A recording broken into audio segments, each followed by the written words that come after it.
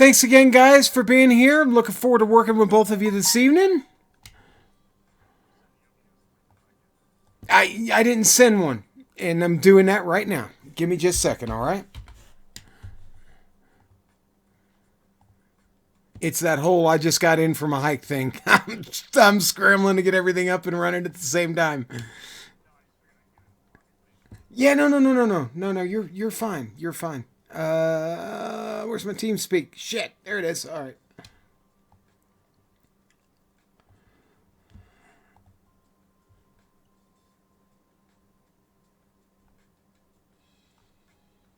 I love it when Ryan uses the images I give him. That's so cool. It means like that work wasn't like in vain and for nothing. So, because make no mistake, getting screenshots, that's work, man. It's work. It's effort. So, and there's the link, boys. And you see the graphics in the LB1, right? Did you catch that? Okay. Awesome. All right, everybody feeling good? We got a couple minutes. I'm going to run upstairs. I need some water. I'll be right back.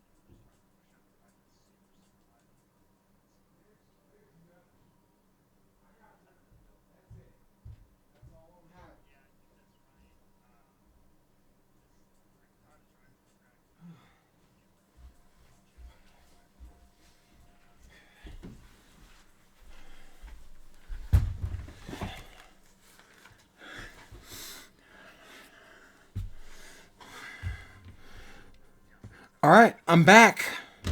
And it's 10 after. Here we go. All right. That's good timing. By the way, calorie restriction to the max today. I was going to bring a snack back down with me and just realized I don't really have any food. So, yeah. Okay. So I'm glad I picked up a little dinner on the way back. And that's it. That's all I get. It's all I'm allowed to have today. I mean, I could make a rope of chorizo if I wanted, but just the chorizo by itself? Really? Yeah, I'm going to pass. So, all right, fellas. Here we go. Go on a bumper. Get ready for hot mics. Fading music. Music's coming down. And there goes our lovely bumper. Get ready for hot mics. Mics going hot. Mics going hot. Hot here. Get ready to come on in. On the cue, gentlemen.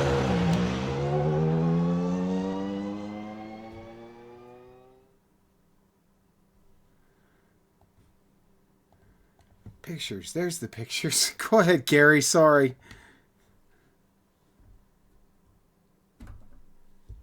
Gary, you're on. Go.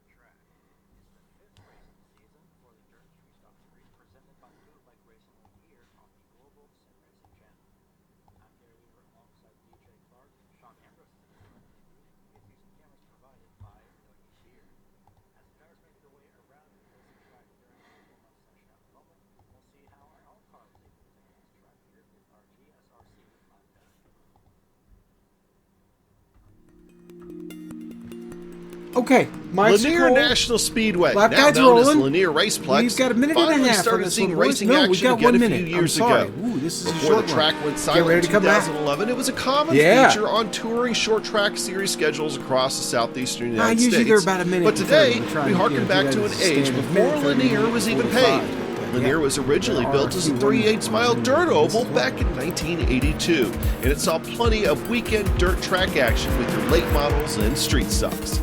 As open-wheel dirt track racing became more popular across the Southeast, the World of Outlaws, sprint cars even made some trips here in the mid-80s. Midgets and sprints, USAC Silver Crown, they all took their turns, but alas, Lanier was paved in 1987. But thankfully, in the world of iRacing, we can harken back to the days where the cushion and tire stagger were king and put modern dirt racing vehicles back onto Lanier.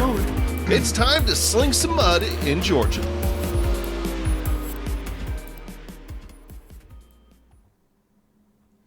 Gary, take it away.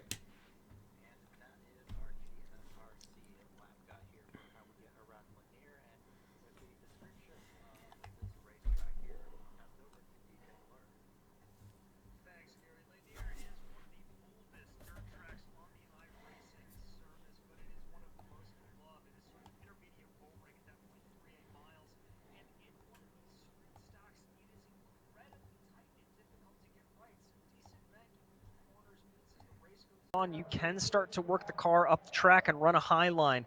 But when it first starts and the track is all nice and wet, you are going to want to run on that low line. But look, as this race goes along, as the heats come and go, you're going to see the preferred line scooch its way on up the track slowly but surely.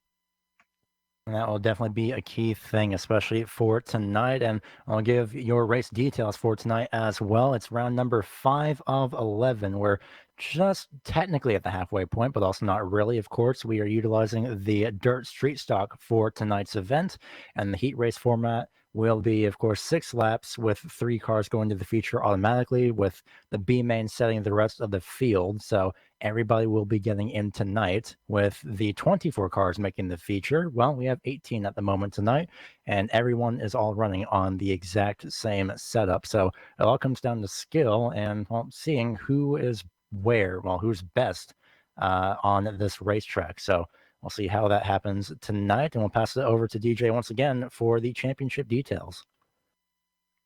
Well, you can take a look right here at the driver's standing. Bobby Rafferty just absolutely asserting his dominance on this series, sitting high and strong with multiple race wins with 324 points. But behind him, moving up since that last race, Steven Spies, only 63 back. John Hine, Mr. Consistent, never off the podium this year, sitting in third with J.R. Shepard in fourth, and a tie back in fifth place. Kenny Kibbe and Robbie Robinson sitting almost around 100 back, 99 instead back in fifth place.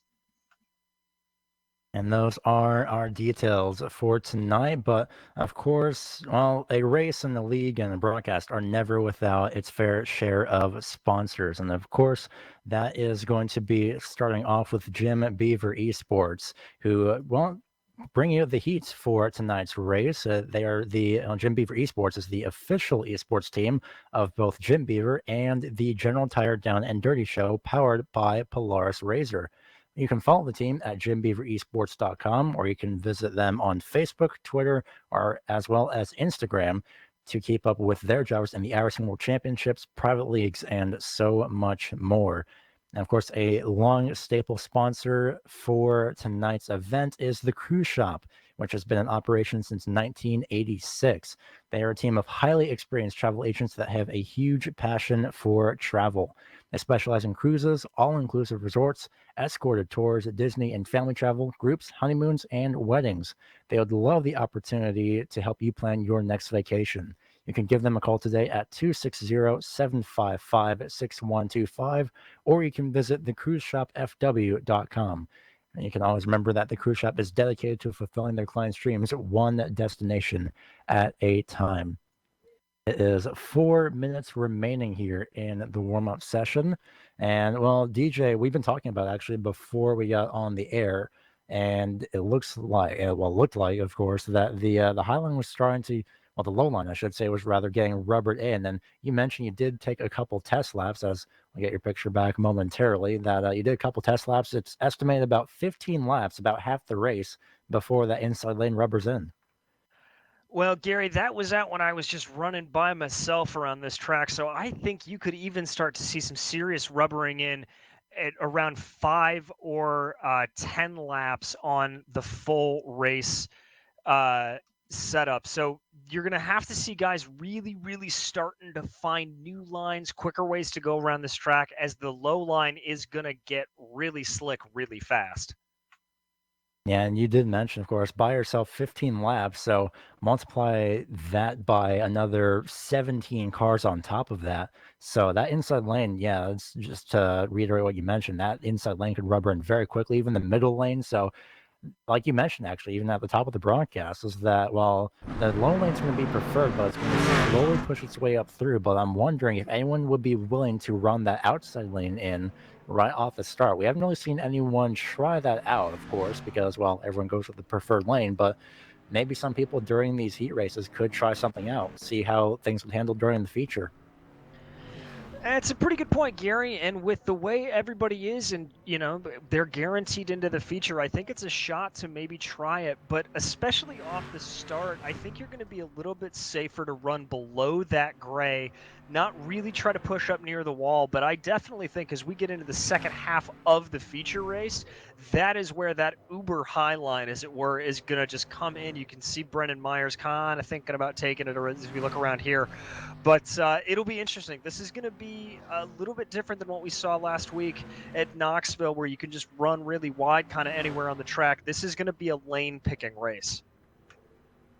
As well as Knoxville having that berm on the inside lane. In fact, with Lernerville last week, with not even having outside walls. So while all in theory dirt tracks may seem the same, they do have their own little characteristics to them. Of course, Weed Sport being one with essentially a tight turn 1, which opens up to a very wide turn 2 and back straightaway, and then relatively normal 3 and 4. Knoxville has the berm on the inside. Lernerville has no walls on the outside, and Lanier is, well, it's Lanier, so a relatively, I'm going to use this word loosely in a sense, normal dirt track for tonight.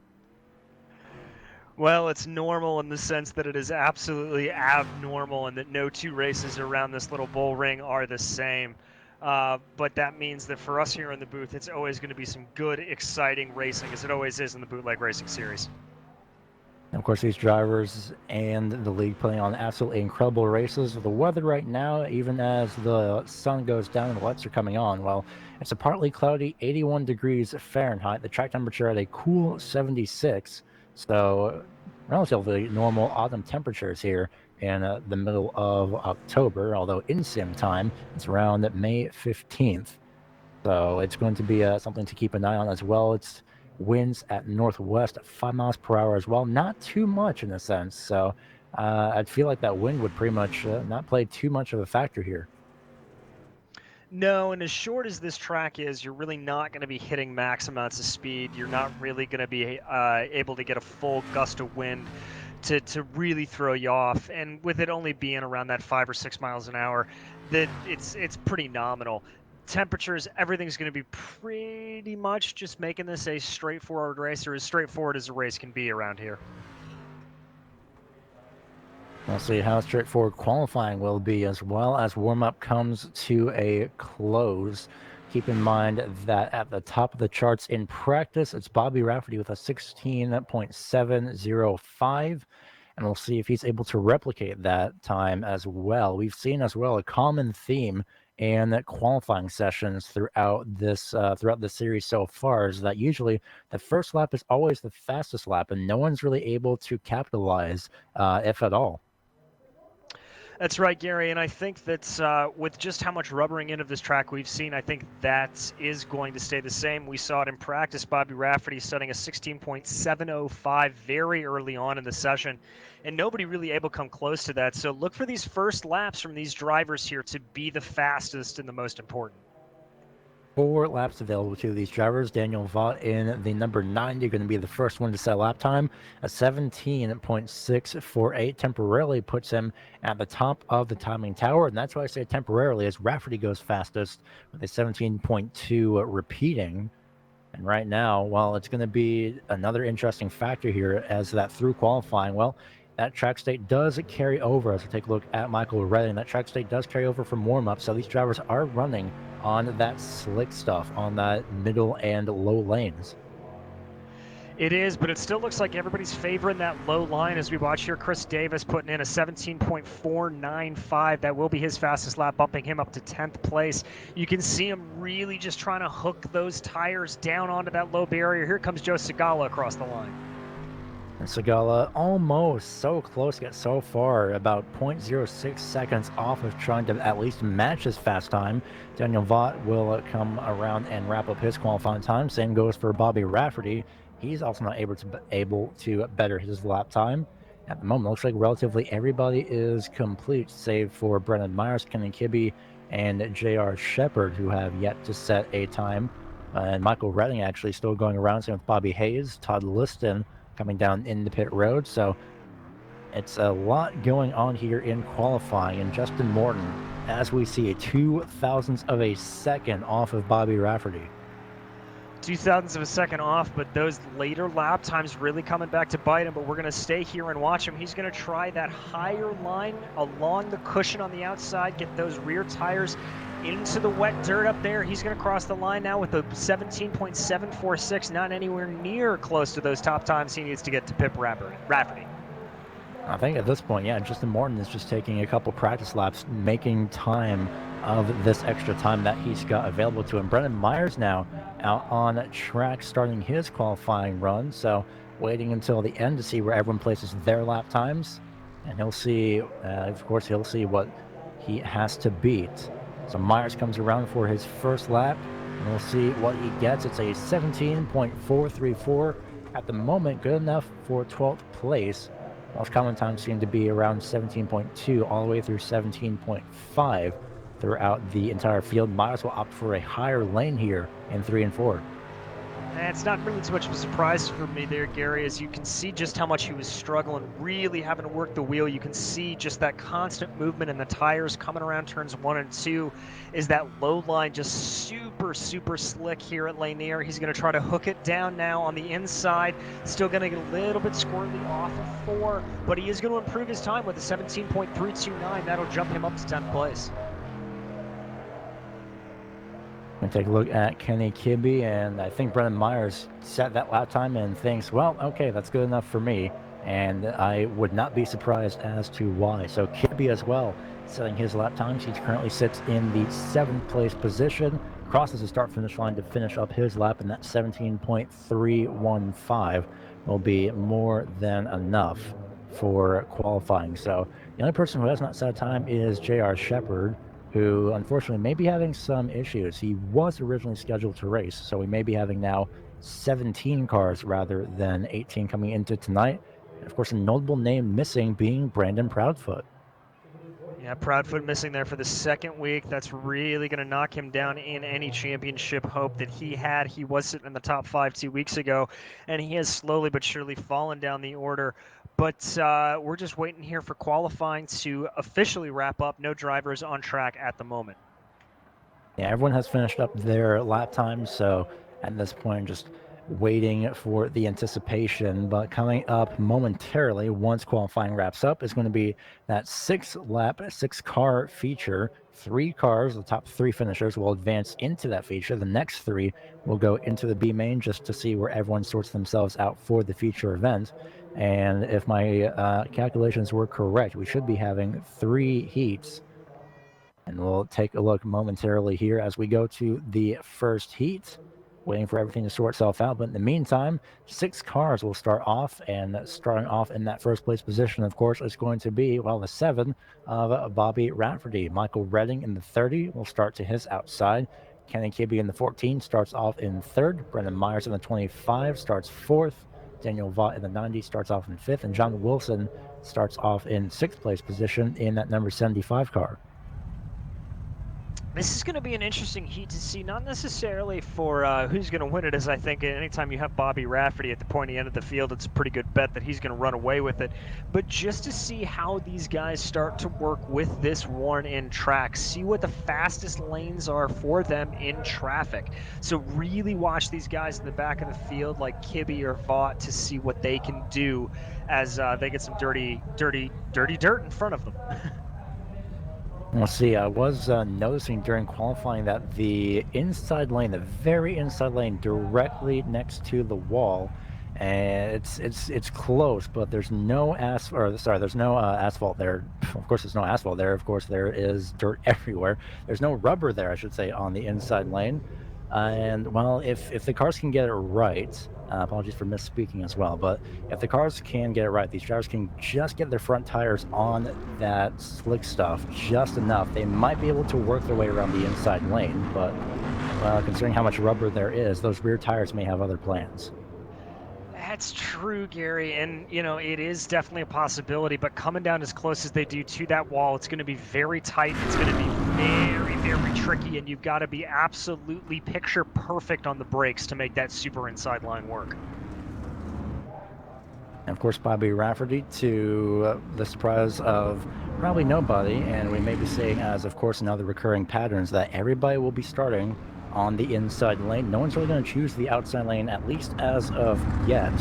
Heat 3, we might be seeing a change maybe by the B main, but now that's something that we'll have to anticipate for a bit later on, depending on how the track state is handled, which won't be reset, if I believe, until the feature event. So these drivers will be running on this slick stuff for quite a while as the green flag flies, and it's a great start by Bobby Rafferty. Kenny Kibbe follows suit on the inside lane.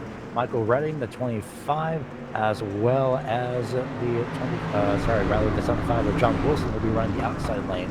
And so far, it's Rafferty at the point out of turn number 4 to lead the first lap. Rafferty leading the way to field, but you can see there just the dangers of running that low line from Kenny Kibbe as his tail got really, really slippery off the back end there.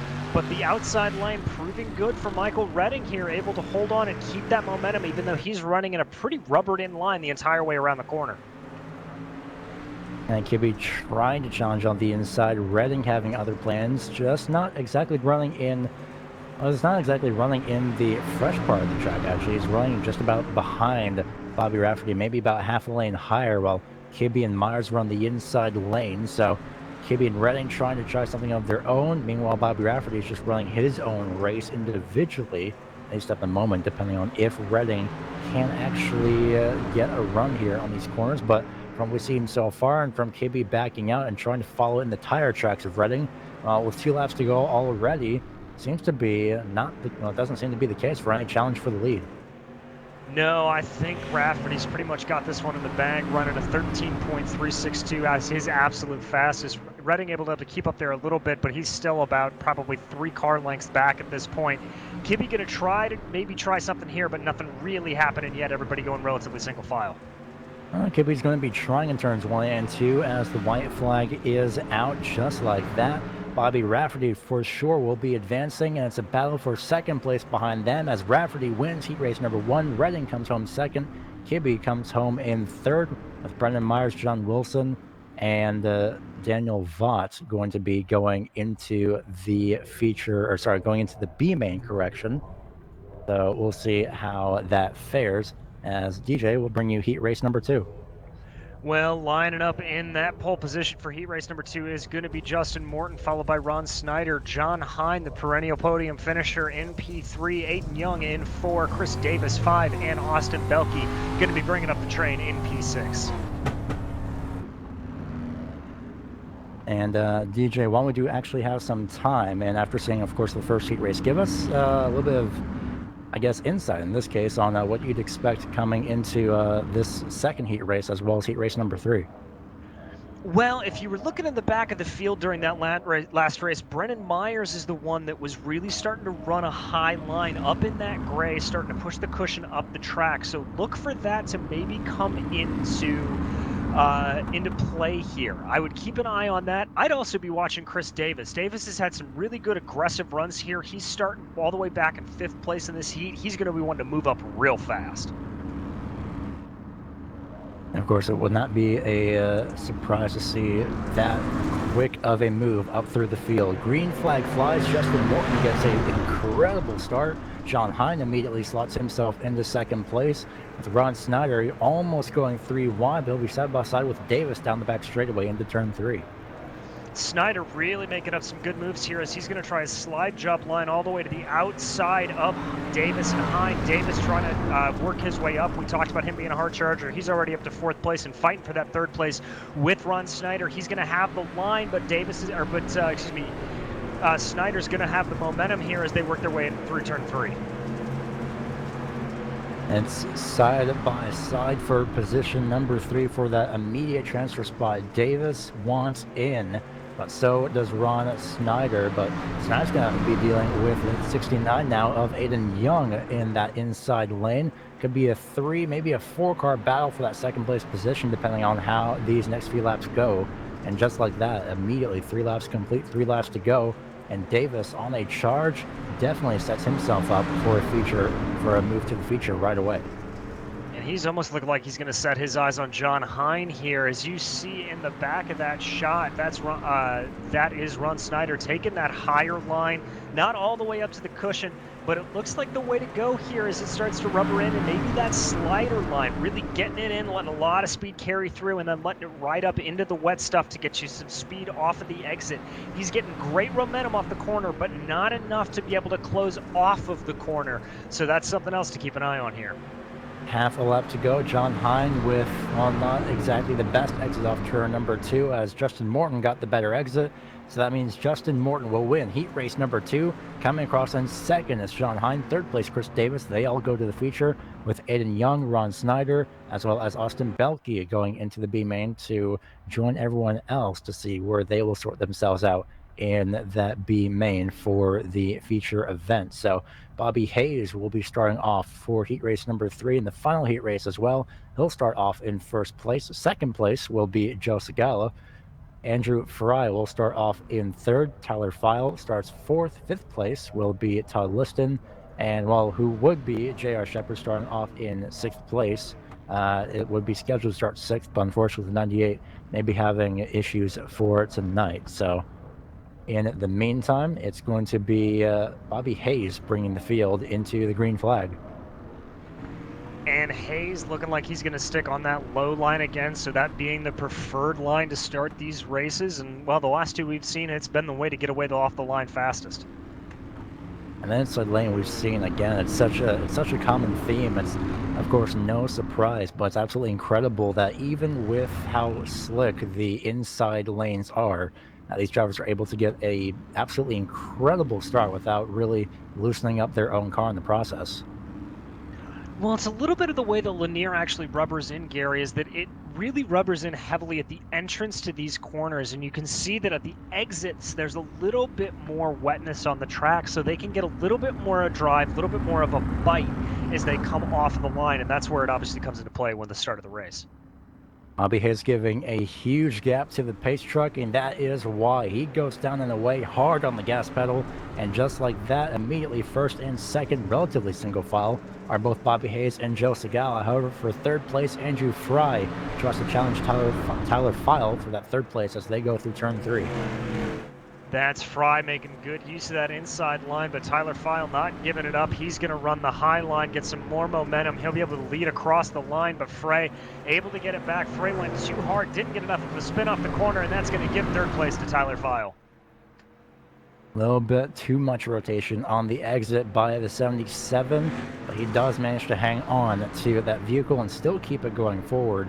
So a challenge for the lead now, actually. Joe Segala on the inside lane, trying to challenge Bobby Hayes, and he will prove successful at the moment to get that lead for heat race number 3. But this could leave an opening to Tyler File in the 23. He's going to try and join this party as well for the battle.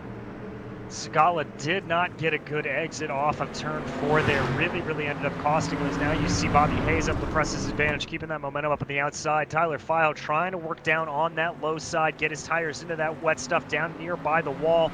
Not enough to get it going, and they're going to stay too wide now between Hayes and Segala, working 2 laps to go. Down the back straightaway they go. Bobby Hayes confident that the top line will work in some fashion. Same with the 77 of Andrew Fry, but Tyler File will be challenging at least for second place. Can he challenge for the heat race win is the question. Joe Segala leads him down the back straightaway and side by side between Hayes and File for second position. But coming off turn number 4 with no challenge, it's Joe Segala winning heat race number 3. Tyler File finishes in second, same with Bobby Hayes, while he'll finish in third. and he will go down into, well, they all three will go into the feature event. Todd Liston, Andrew Fry, and J.R. Shepard will go into this next event, which is going to be the 10-lap 10-lap B main event. 8 cars, what would be 9 if J.R. Shepard was here, but well, take a look at Brennan Myers on the front row with Aiden Young in second place. Todd Liston will start third, and Daniel Vaught will start fourth, DJ.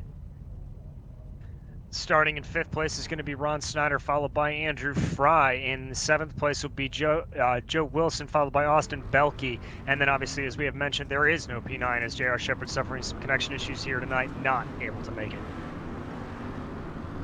And this is going to be the last event, at least for tonight, considering, well, on what track state that we are running with right now. So I believe actually just after this event is when the virtual water trucks take to the track, freshen it up just a little bit, and then we let the field loose for the 5-minute warm-up, as well as the 40-lap event coming into tonight. So after this, I'm pretty sure that the drivers in the heats, and of course as well as the B-main, will be thinking, well, what if this is going to be the track state for this for the feature event?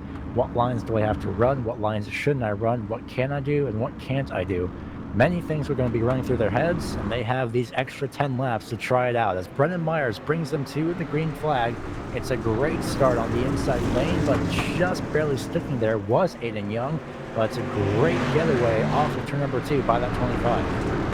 And that's Todd Liston fighting down on that super low line. But as we've seen, if you don't get that line perfectly, you can get squirrely coming off the corner. That's exactly what happens to him, and that's going to give the momentum to Aiden Young around the outside. Out front, though, Brennan Myers keeping his advantage down, running that middle line, keeping it down to perfection as they work their way through turn 3. In fact, I think Myers is trying to essentially do an opposite diamond of the corner, which is trying to enter high, move low mid-corner, and then exit high again. In fact, that might be the actual portion of diamonding. It has been a while, but Ron Snyder currently sets the fastest lap, and, well, very rightly so. He's got a little bit of space in front of him. He's running the very low line, although he just made contact with Todd Liston on the inside off turn number 4 in the background, and because it was just out of reach of the actual field, caution has not come out just yet. They are able to get back around and get back going. And of course, they are able to make it into the feature event, so no caution, and we stay green as Myers continues to run away at the halfway point. But Aiden Young, however, is closing in as Todd Liston again able to get back going, although not without a little bit of front end damage. No, and that's not obviously going to be terminal damage to him. The biggest problem he's suffering is just his drop in position. Really a bit of a heartbreak there as he just got a little squirrely and gave Ron Snyder nowhere to go but into the side of him. But up front with 5 laps to go, Aiden Young really trying to push an advantage here on Brennan Myers. You see Brennan Myers throwing that car hard into the corner, shutting the door very quickly on Aiden Young, forcing Young to check up a little bit, and that's going to give Myers an advantage of about 3 car lengths going into 1. Of course, we both saw the reaction in the form of Aiden Young and the steering that he's putting in, as well as hearing his engine. So it's a lot to deal with. Aiden Young knows he can just get there. He just needs to find just a little bit of a better line. He knows he's right there. He's closed in, and he's done it again there through turns 1 and 2, although Justin Wilson creeping in the background, just watching things play out in front of him with 2 laps to go. Watch out for that yellow 75, that yellow and gray 75 in the background if anything does happen. And the problem here for Aiden Young is that very aggressive defensive line that Brendan Myers is running, really cutting off any opportunity that Young would have to stick his nose up the inside. Myers doing a really good job of preventing everything and getting a good momentum off the line as they come through here for the last lap. Aiden Young tries to send it to the inside. Can he get alongside off turn number 2? He can't. He does have one more chance, and just about crawling on Brennan Myers. Aiden Young to the very inside. Myers using the middle lane as they make contact, and it's going to be Brennan Myers with a great outside lane defense.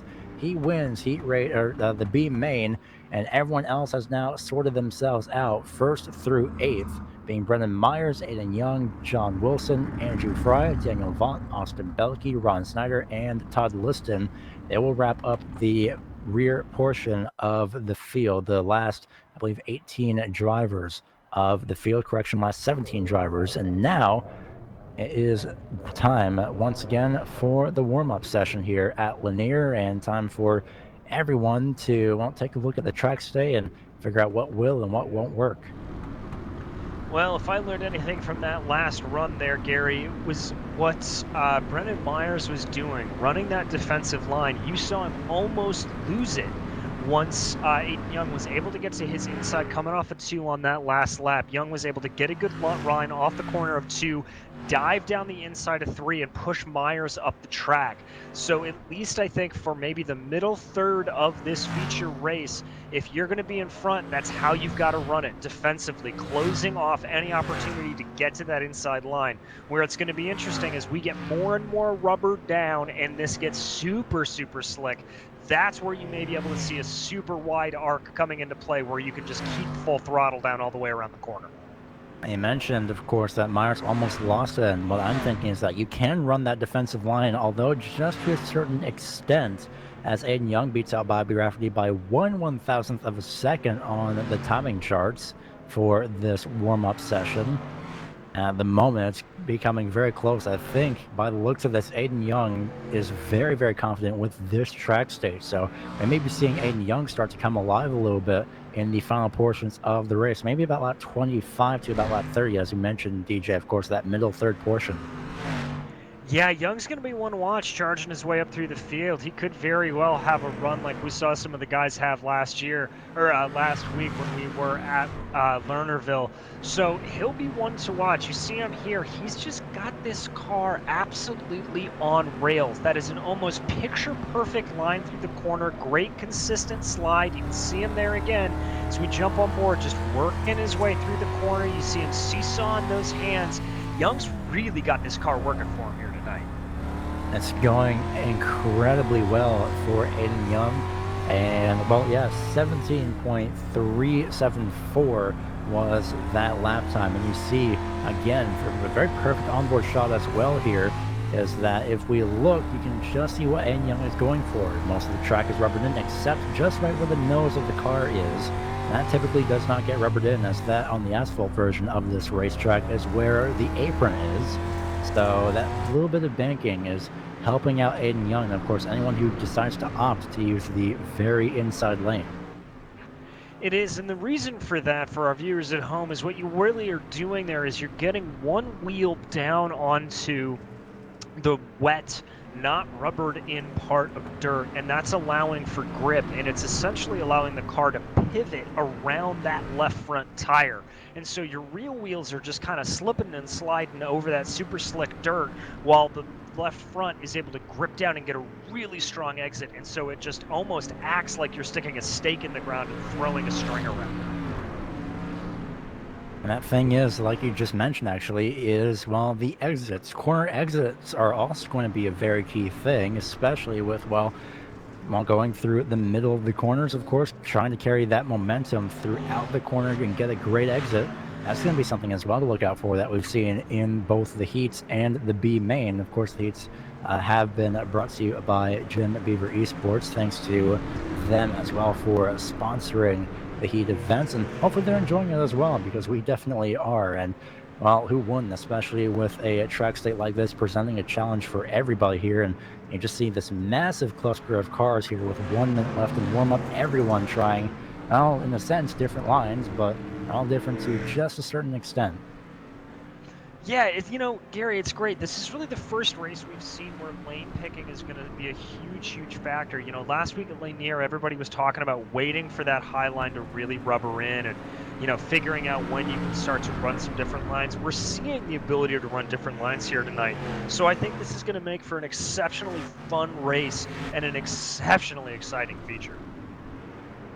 That's going to be absolutely incredible to see the line differences. We haven't seen really anyone try and use the outside lane consistently, at least more than maybe 2 or 3 cars during the heat, so about half the field. And if we do have that difference in the feature, well, it could work out. It could wear in the outside lane a little bit more, to the point where the outside lane is that preferred lane. But, well, from what we've been seeing here from these group of cars throughout the warm-up session, it's still the inside to middle lanes that everyone is very much preferring.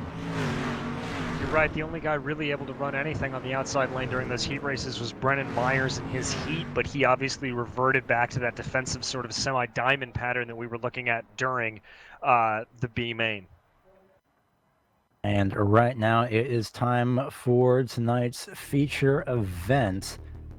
And well, starting off on the starting grid, it is going to be Bobby Rafferty starting off in row number 1 and car number 7. Justin Morton starts off to his outside. And again, this is set on qualifying time alone. Rafferty and Morton incredibly close on pace. As Joe Segala will be starting off in 3rd place. Michael Redding will start off in 4th. 5th place going to be John Hine, with Tyler Fowle starting off in 6th. 7th place, Kenny Kibbe. 8th place, the 07 of Chris Davis. 9th place is the 13 of Bobby Hayes. And 10th place will be Brennan Myers, the driver who finished 1st in the B main. Starting off in 11th place is going to be that guy to watch, Aiden Young in the 69 car, followed by John Wilson in the 75. In 13th will be Andrew Fry, followed by Daniel Vaught. Austin Belke and Ron Snyder are going to be lining up in 15th and 16th, and bringing up the back of the field in the number 87 car will be Todd Liston. Right now, as the drivers make their way around, some already wearing in the outside lane during these 2 pace laps that they have. This is, of course, going to be the first and only full pace lap that we have before the pace truck decides to pull off. So, DJ, before we go green flag racing in 1 lap's time, any predictions on what we'll see on who's going to have the preferred lane or even the race win? Well, I think it's hard to bet against Bobby Rafferty here. He's just been so spectacular this entire season. I do think, though, a couple guys to watch charging through the field. Aiden Young, we already mentioned. John Hines, another one, starting 5th. Hasn't finished off the podium this year, so he's going to want to keep that record up. We'll see how well this goes over the next 40 laps. Bobby Rafferty puts the pedal to the floor, and it's green flag racing. And just like his heat, he gets an incredible start, and so does everybody else, fanning out throughout turns 1 and 2, trying to sort out from what lines they want. Joe Segala and the inside lane get checked up. John Hine being one of those drivers, as well as Kenny Kibbe, as they go 3 wide. It's a massive battle for 4th place from that stack up. And that top 3 has already broken away, consisting of Bobby Rafferty, Justin Morton, and Michael Redding. They have a crash in the back already. First caution. And it looks like that's going to be involving Andrew Fry and Todd Liston. Not entirely sure what happened here, but we're going to jump back to a GSRC replay. You're going to see Andrew Fry here making his way through the corner. He's going to get hard there into Bobby Hayes, and Todd Liston just nowhere to go. We're going to go on board with Liston here, as you can see, working his way around the corner. You can see all that dirt getting kicked up from those cars in front. He's going to be opting for that high lane. There goes Fry in front of him. He's going to try to check up, but nowhere to go. Liston's going to have a little bit of front-end damage, but I don't think it's going to be terminal for any of these drivers.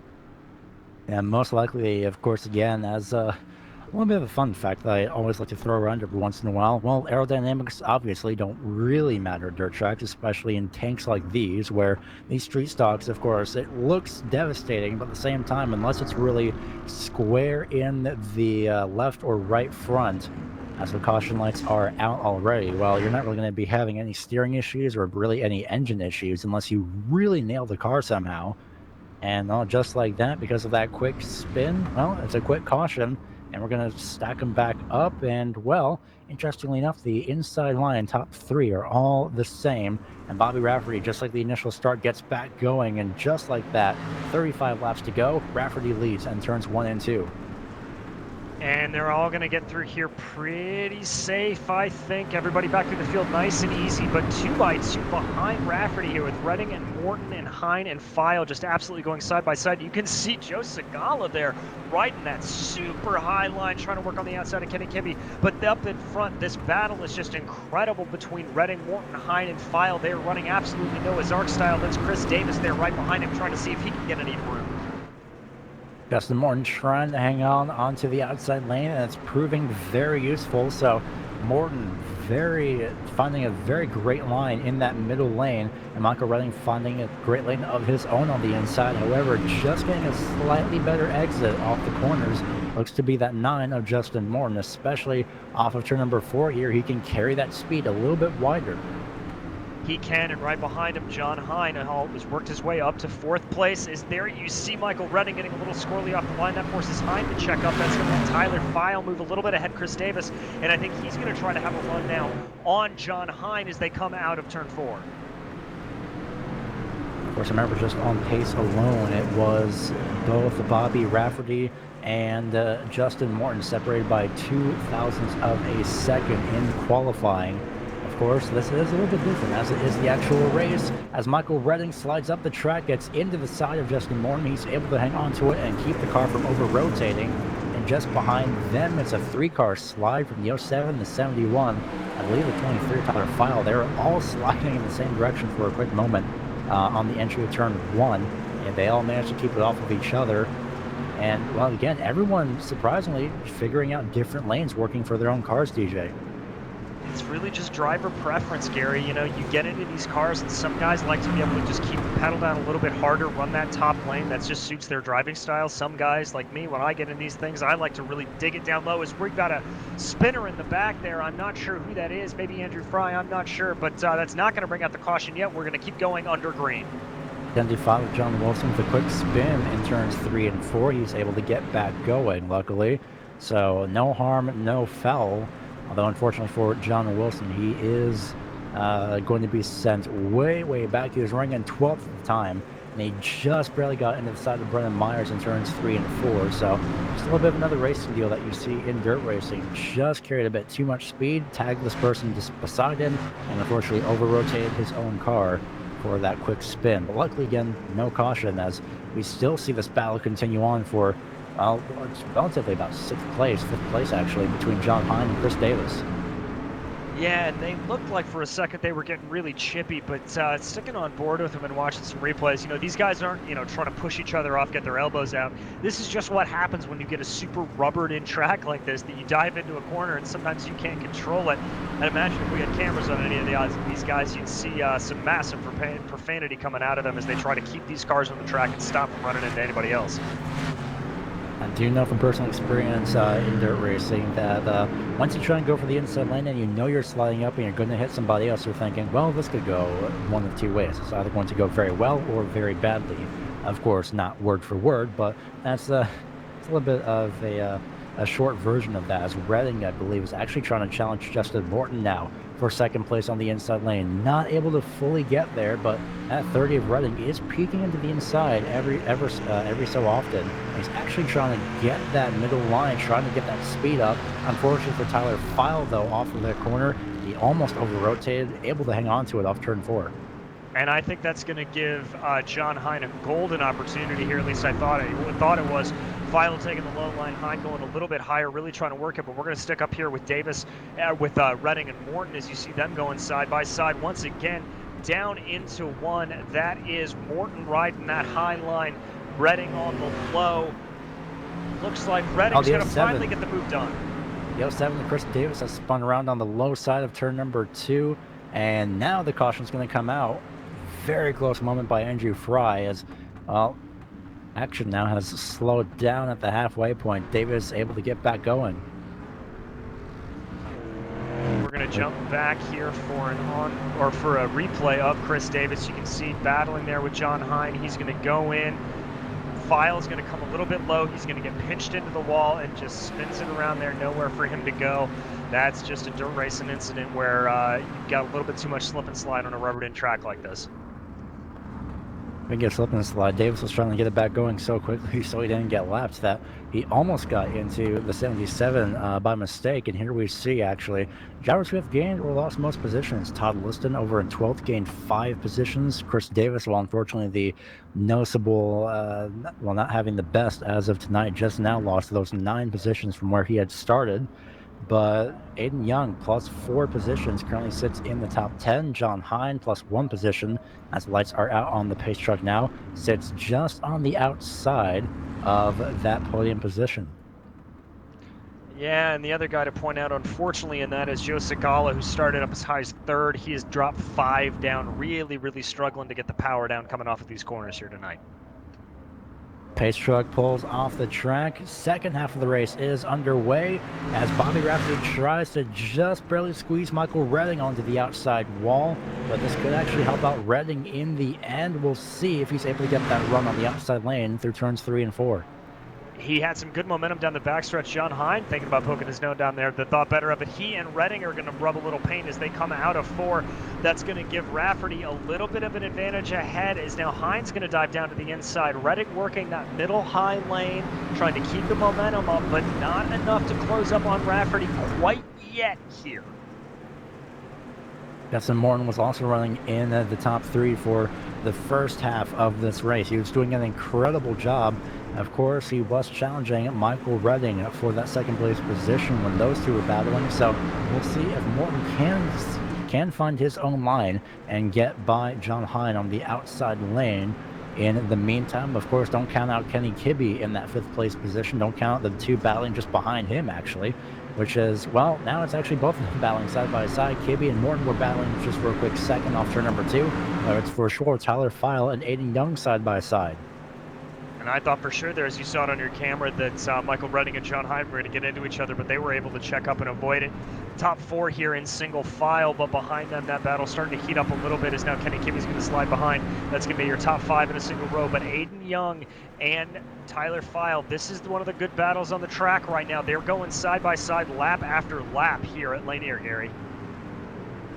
Both these drivers doing an incredible job, and of course, as much as it's not for the race win, it's still showcasing incredible talent, sportsmanship in the process, and, well, just pure skill. Again, all these drivers are on the same setup. They're just trying to figure out, well, okay, what lane works for me, what lane works for the car, what can give me the best advantage here throughout this race. And Tyler File thinks, well, it's clearly the outside lane, and Young thinks it's the inside lane. And we'll see if that will prove successful for that 69 machine, if he can get a run. But at the same time, with the outside lane, File can just carry a little bit more speed. He can, and I think he's going to get even more off. No, that Young got it. Young got it right there. It looks like Aiden Young able to get about a nose ahead of Tyler File. That's going to be able to put him up into P6 right now. He is going to officially have that position ahead of File. So Young, count him up. He is up 5, up into 6th place. As the front 2 have just about broken away, we take a look now at John Hine, Justin Morton, and Kenny Kibbe, all within battling distance of each other. Bobby Rafferty and Michael Redding pulled themselves away, so this could be at this point now a battle for the final podium spot within these last 7 laps at the start-finish line. The question is, who will get that last podium spot? Because, again, don't count out Kenny Kibbe. He could be lurking if anything does happen between Morton and Hine, but Justin Morton trying his best to utilize that inside lane and carry a little bit more momentum. Justin looks really, really strong here tonight. As you can see John Hine getting a little squirrely off the line, but that forces Morton to check up, put it back into the clutches of Kibbe a little bit. These guys running really, really close. This is going to be fascinating to watch and see what happens. John Hine, as we mentioned a couple of times tonight, wanting to keep on to that 100% podium record.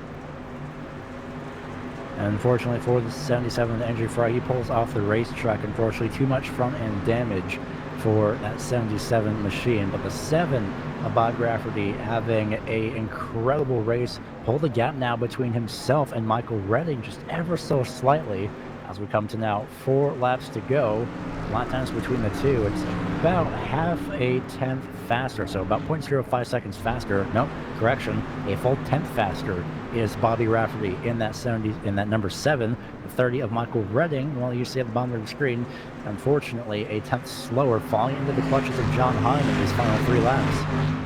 This is where the battle's going to heat up for second, as I think Hine smells some blood in the water, and he's really going to want to push his advantage. But Michael Redding able to push out a little bit ahead there, about a car and a half ahead of Hine, as they're going to cross the line here for 2 to go. And it's going to be 2 intense laps for Michael Redding, trying to hold on to that second place position, defend himself from the 71 of John Hine. Justin Morton's going to be trying to attack John Hine for that 3rd place podium position, even Kenny Kibbe. So the entire top 5 with a huge breakaway as the white flag flies here at Lanier. Could it be 4 in a row for Bobby Rafferty, defending champion of last season? will round his way through turns 3 and 4 here at Lanier, and he rounds off turn number 4. Bobby Rafferty, 4 wins in a row this season. Give the win again to the number 7 machine, with Michael Redding coming across in second place, and third place is going to be John Hine. Justin Morton and Kenny Kibbe rounding out 4th and 5th place. And, well, DJ, what an incredible race, and what a great job by Bobby Rafferty. Just once again, another masterclass from Rafferty, showing exactly how it is done here at Lanier. That was a complete and total domination from him, leading every lap, not putting a single tire wrong. Rafferty just proving the class of the field once again. And we are going to go to a quick commercial break. In the meantime, you'll see upcoming races, but when we come back, we get your post-race show of your interviews with the top 3 and your unofficial race results. Don't go anywhere.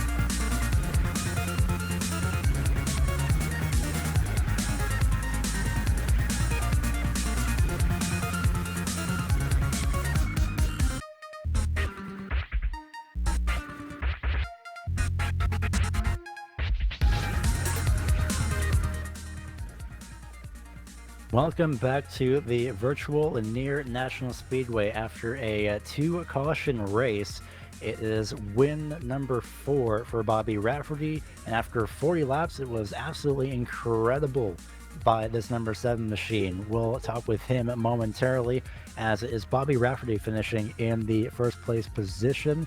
Finishing in second place is Michael Redding. Third place is John Hine. We're going to interview with those 3 in just a few moments' time. Justin Morton finishes off in the 4th place position. Kenny Kibbe rounds out your top 5, with Aiden Young finishing in 6th. 7th place, Tyler File, after those drivers have put on an incredible battle, along with Bobby Hayes in the 8th place position, Joe Segala in 9th, and Brendan Myers rounding out the top 10. Coming home in P11 was Chris Davis, surviving some of that early contact that we saw. Ron Snyder coming behind him, Todd Liston, Daniel Vaught, John Wilson, Austin Belke, and Andrew Fry obviously coming in to the pits and not completing the race. And that is, those are your unofficial race results. And now we go to the winner's circle, to someone who's at this point, after 4 weeks now, at this point, this being the 4th one, he is no stranger to interviews. Bobby Rafferty, again, an incredible job this week, 4 wins in a row. And of course, you're showing us why you're the defending champion of last season. And well, this is a great way for you to go into the off week before we head into February 2 weeks from now. Yeah, and finally got that monkey off my back. I slammed him in the head with a fistful of bourbon and told him, go away. It's been so close so many times at Lanier, and it's honestly my favorite track on the surface, whether it be pavement or the dirt. And we've been so close so many times at this place, and to finally get a win here in this league it's really cool, and it's an accomplishment for me.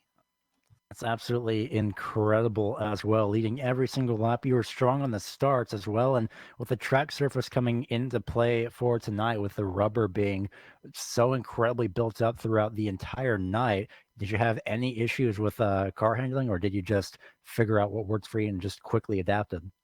No, honestly, when the track is like that, it kind of plays into my hands a little bit. It's when the tracks get slicked off like that, you have to drive them a lot like you would drive a Northeast Dirt modified. Like we've got Eastern States going on right now.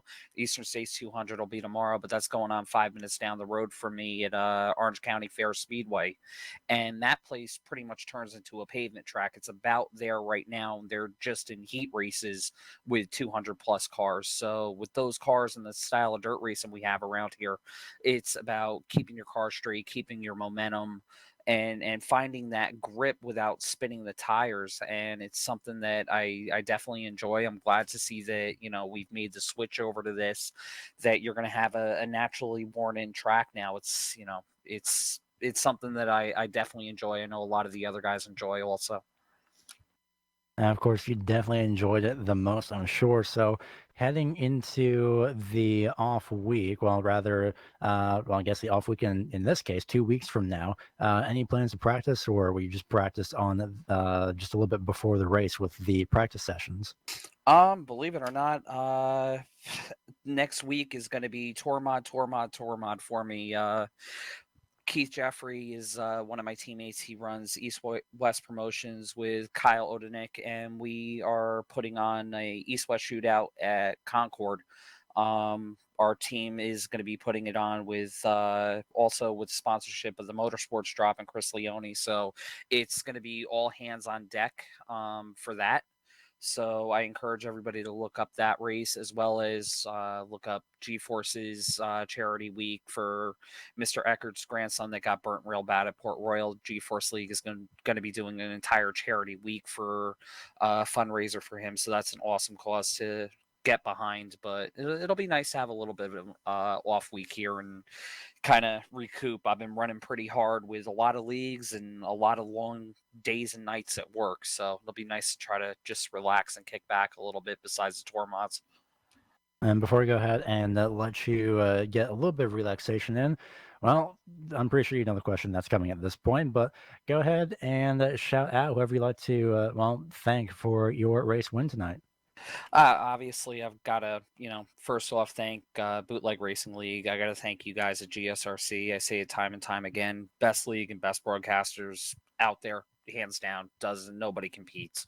Also got to thank the Cruise Shop for their continued support in the league. Also got to thank my team, Jim Beaver eSports, our main sponsor, Fistful of Bourbon. We can't thank you guys enough for jumping on board. We hope we are making you guys proud. And like I said, I got my bottle right here next to me, so you know what that means. Hashtag winners get whiskey. We're gonna go have some whiskey and enjoy our night here.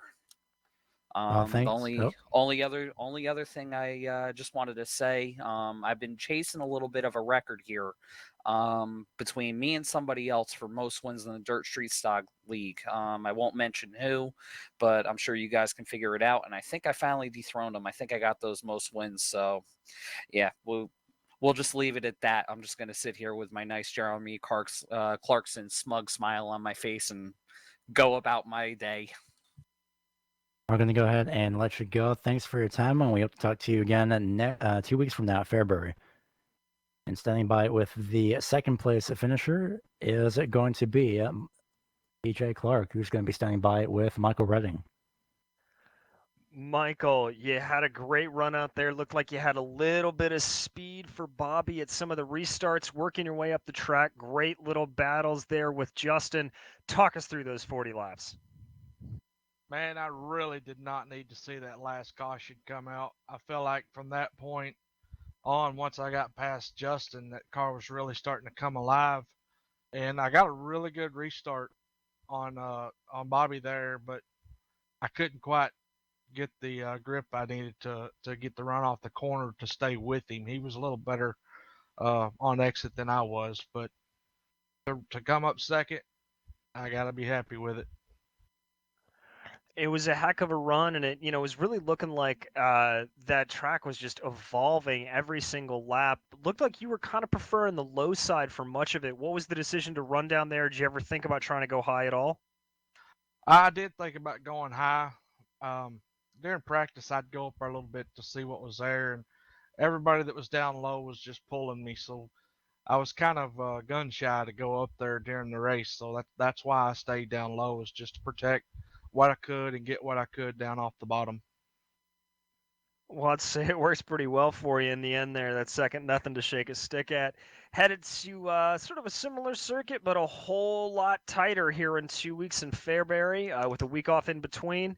You gonna do some practicing in between then? Focus in on Fairbury. What's the plans? Fairbury's one of my favorite tracks. I seem to run pretty good there. I don't do a whole lot of practice. Anybody that knows me will tell you I don't practice at all pretty much. I show up and race. I feel like the more you practice, the more you overthink things. Now, if it was an open set, I might put a little time into it. With it being fixed, though, I just I show up and race. Well, that's fair. We'll certainly keep our eye out for you when we get to Fairbury. And before we let you go here tonight, Michael, anybody you need to thank for the run tonight? Yeah, I most definitely got to thank our new sponsor just come on board with us, Ford's Guns and More in Batesville, Arkansas. I got to thank Hot Pit Media um, and Team Gambler Motorsports, my personal team, Eva Motorsports, MR Motorsports. You guys for broadcasting this thing and Loyal putting the league on. Well, thank you so much, Michael, and congratulations again. And now Gary is going to be sitting by with our third place finisher, John Hine. Yeah, staying here with John Hine, who aside from last week, actually, after I double checked, has been getting podium positions every single race that he's running. Unfortunately, aside from last week, but a great job to you, John Hine, for getting back on top in that third place position. Do you think that wind is being a little bit elusive after how many times he finished in third and second place? Yeah, I think I used up my luck earlier in the week. Picked up a couple of wins here in a different series and a sprint and a late model. So a little disappointed though tonight. I think we had a better car than second or third, and I could get through the center a little bit better than Michael, but I had already hit Joe and tapped Tyler. So I think I hit my allotment for cars for the night, so I didn't want to push it. Definitely understandable. Of course, heading into Fairbury. Well, I mean, especially with the thing is, we could probably just ask you if you expect to have a third place finish again. But do you think that would maybe be the race that you would win, especially going into the next month? I like Fairbury. You never know with this group. It's a strong group of guys, so just need a little bit of luck to go our way. I definitely need to qualify a little better. I put myself in a hole when I kind of just totally messed up qualifying, and then I had to start back in the heat race and all that stuff. If I can get a good qualifying and win a heat race there, I think we'll be in contention to win that race, no doubt. Hopefully that will be the case. And of course, since you are no stranger to being here on the podium, who would you like to give a shout out to for your race win? Or sorry, not race win, correction, third place position. Yeah, I like to thank Brenna like I do every week. I say it every week. It looks like the light at the tunnel is coming closer here to this COVID mess, and I encourage anybody that wants to plan ahead, go over to the cruise shop fw.com. She'll send you anywhere in the world that you want to go, and get you pointed. Not only just send you there, but tell you the different things that you can do there, and handle all the travel arrangements for you, and so you can have a stress-free vacation. Also like to thank Preston over at Epsilon Sprint Wraps. I think my car looks just absolutely sharp. I just love the way this car looks.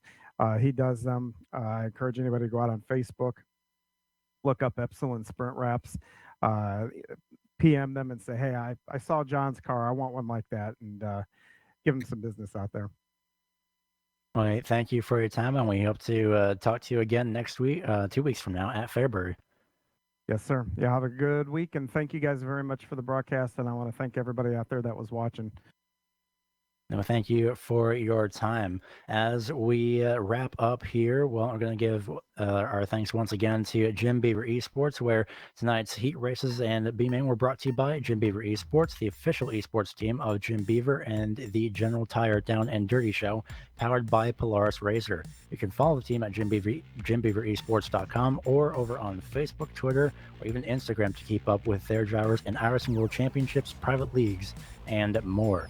And of course, as John Hine just mentioned, they're a very much recurring sponsor, the Cruise Shop, which has been in operation since 1986. And they would love the opportunity to help you plan your next vacation. You can give them a call today at 260-755-6125, or you can visit thecruiseshopfw.com, and they are dedicated to fulfilling their clients' dreams, one destination at a time. Thanks to the Bootleg Racing League for having us continue the coverage of the Dirt Street Stock Series, as well as the Grand National Series over on Saturday nights. You can also see the companies that provide the software and hardware that allow us to do these broadcasts listed on your screen. Additional thanks goes out to June Lalonde, who provides our incredible music. If you're interested in having her provide some of her great work to you, you can contact her at the link in the description below, or you can look at that link on screen and go ahead and type that out. If you'd like to find out more about GSRC, including upcoming races that aren't currently going by on your screen, you can find out at globalsimracingchannel.com, or you can check out our various social media, having Twitter at GSR Channel, Facebook being Global Sim Racing Channel, and Instagram being at GSRC_Graham. Finally, if you'd like to support the channel, go ahead and check out our merchandise store at gsrc.storenvy.com. That is gsrc.storenvy.com, or you can click the link in the description below. Don't forget to hit that bright red subscribe button as well as the notification bell. Make sure to set your preference to all so you don't miss a moment here on GSRC. If the button is already gray, well, we're glad you're enjoying our content, and we thank you for your continued support. As we wrap up from the virtual Lanier National Speedway, we'd like to congratulate Bobby Rafferty on his 4th race win of the season.